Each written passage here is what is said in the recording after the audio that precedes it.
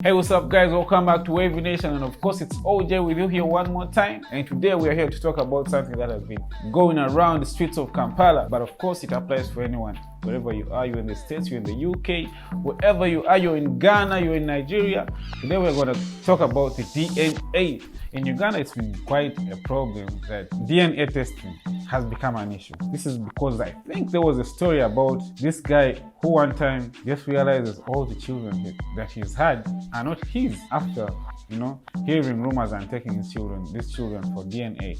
Just went crazy on social media in Uganda. So I want to just talk about it and give my perspective. I hope that you guys will give your own perspective on this kind of topic. So for me, I think that from back then in Africa, it was kind of so easy to tell the DNA, especially the old people. When they look at a child, they just tell you, those are our feet, those are our fingers, those are our lips. It was kind of natural DNA. You didn't need to scoop out blood from someone's vessels or nothing. It was easy to find out who the child was for. So right now, I think that kind of science has kind of vanished from us. Personally, when a child is produced, a child just looks like any other child. Children look the same. Apparently, if you put me in a room full of babies, I wouldn't differentiate the babies. I'll just be like, is it one person who gave birth to all these kids? So this is becoming a problem. People cannot differentiate babies. Don't you take your kids to the villages, because these people in the village, they know how their legs look like, they know how their fingers look like. So you gotta take the kids to the village so that these grandparents get to see.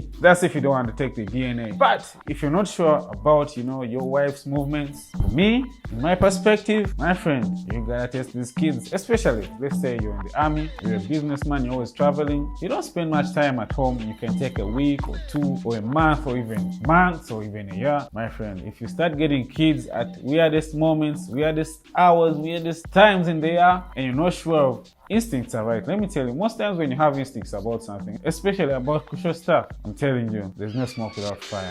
If you're getting suspicious about something, it's high time you took action, especially about children. What's the problem with providing for another child? There's no problem, but you should know if the child is yours or not. Most times people get to realize this very late. You've been living with this lady, you've had children who are not yours apparently, and you've been providing for them everything, and these children are not yours without you knowing they are not yours. That's a problem. These things happen, You can have a woman who had children before she met you. You can bear with that. You can provide for those children because she's told you the truth and you want to be with her. So you say, I will take the responsibility of being a father to this child. And that responsibility comes with provision. You've got to provide for the child as the child's father would, whether he can provide for the child or not. So that is different because she's come clean, but now this is a matter of fidelity. She's been with other people in your marriage. Come on, let's wake up. Let's not lie to ourselves.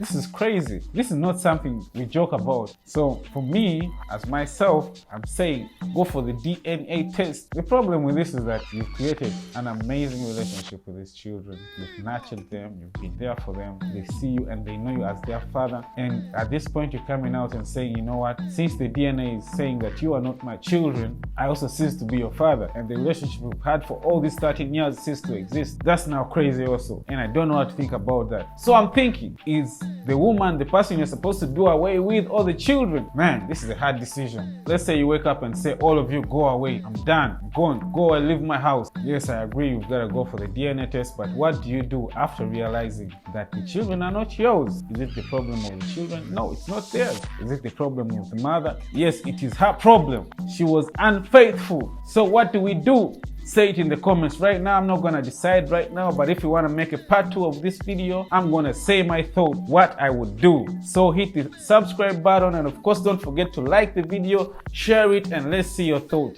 down below. Let's see, what would you do if you find out that your 13-year-old children are not yours? What decision would you make?